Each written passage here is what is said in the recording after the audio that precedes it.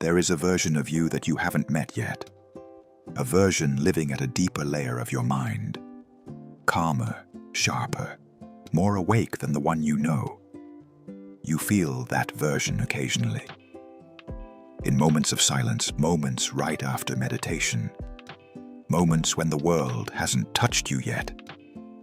But for most of your life, that deeper self has been buried beneath a constant stream of stimulation. And you already know the sources.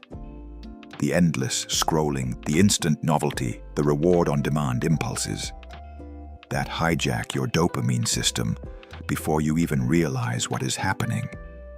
But today, you stop seeing these impulses as flaws and start seeing them as footprints. Footprints leading deeper into your mind. You begin your journey in a quiet hall, lit by dim lanterns.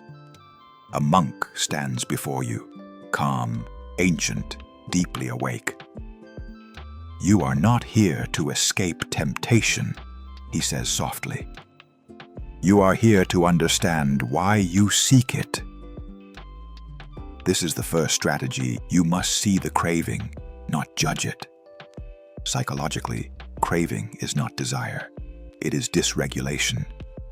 Your nervous system reaching for something fast, because it has forgotten how to regulate itself slowly. The monk lifts a small bronze mirror and holds it before you. Your reflection wavers in the candlelight. "This mirror does not tell you who you are," he says. "It shows you the movements of your mind." He taps the back of the mirror. Your reflection ripples. This is what you have become. Not broken, just overstimulated.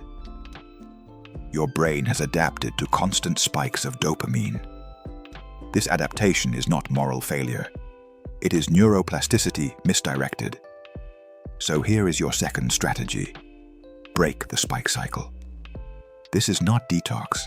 This is interruption. Whenever you feel the urge to reach for your phone, open a new tab, check a notification, or drown yourself in mindless content, you do one thing: you freeze for 15 seconds. You do nothing. You simply feel the urge in your body. This activates the ventromedial prefrontal cortex, the part of the brain responsible for evaluating impulses instead of obeying them. When you wait, the craving collapses. Not because you fought it, but because you didn't give it an automatic place to go. The monk guides you out of the hall and into a courtyard beneath the night sky. Torches flicker on stone walls. A circular pattern is carved into the ground. "Step inside," he says. You enter the circle. "This," he explains, "is the circle of containment." When monks felt pulled by distraction or habit, they stepped into a physical circle to remind themselves that impulses lose power when contained rather than indulged. You create your own containment now, not with a carved circle, but with environment design. Put your phone on the opposite side of the room when working. Turn your screen grayscale to remove visual dopamine cues. Block addictive apps during your most vulnerable hours.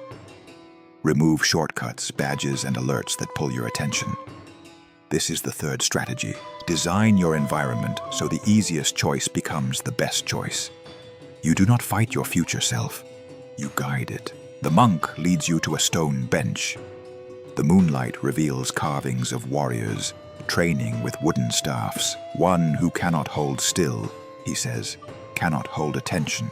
He hands you a small clay pot. Inside is sand, fine, white, silent. "Trace a line," he instructs. You drag your finger slowly through the sand.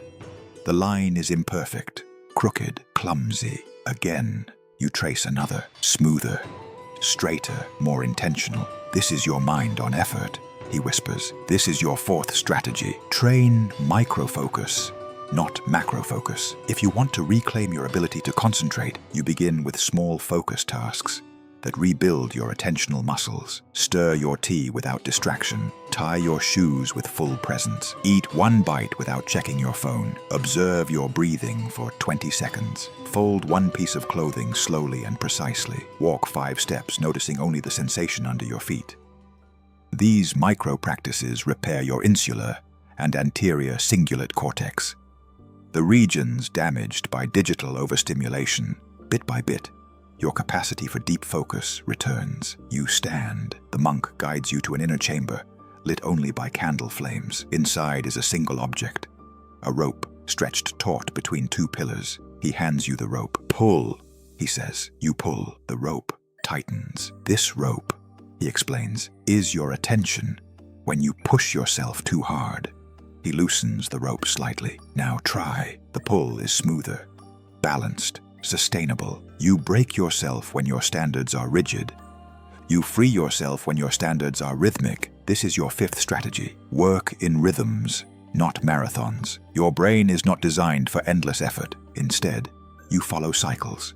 25 minutes of concentrated work, 5 minutes of silence, 40 minutes of focus, 10 minutes of grounding, 60 minutes of immersion, 15 minutes of reset.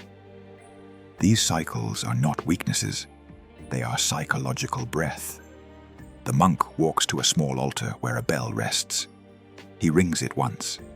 The sound, long, deep, and resonant. Sound resets the mind, he says.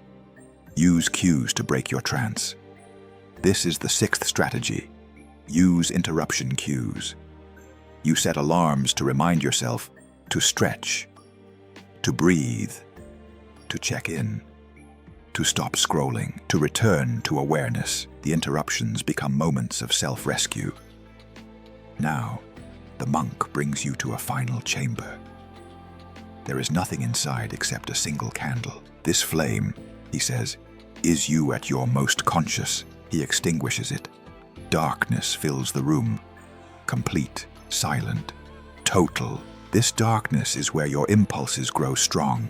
He whispers, it is where you hide from your own mind. But darkness cannot harm you once you learn to see in it. You feel your breath deepen. Your spine straightens. Your senses sharpen. In the dark, you become aware of everything: your heartbeat, your breathing, your posture, your emotions, your cravings, your discomfort. Most people flee from this awareness. They drown it in noise. But you do not flee. You stay. And this is the 7th strategy. Sit with your discomfort until it tells you its name. When you stay with a craving long enough, you realize something unexpected. It isn't pleasure you seek. It's regulation. It's certainty. It's escape from emotional static you never learned to handle. Your craving is not calling you toward stimulation. It is calling you away from something unresolved. And when you listen long enough, the craving transforms into information. The monk finally lights the candle again. Its flame burns brighter now. You feel different. Less reactive, more awake, more grounded. You thought discipline was about control, he says. But discipline is about clarity, and clarity comes from knowing your mind and not fighting it. He leads you to the temple gate. Now you return to your life, he says, but you do not return alone. You return with strategies that reshape your brain. 1. Return to your body to dissolve impulse. 2. Break the spike cycle with 15 seconds of stillness. 3. Design your environment to protect your attention. 4. Strengthen micro-focus through small tasks. 5.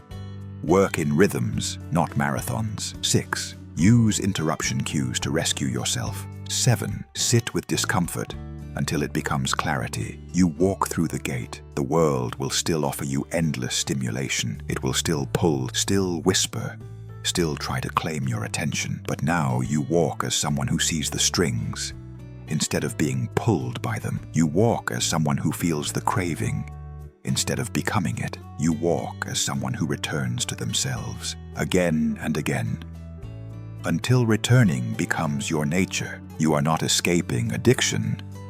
You are awakening from it, and soon you will meet the version of yourself who lives fully in the light of their own mind. Your evolution begins when you choose to look inward and decide that your attention belongs to you again, and that moment is now.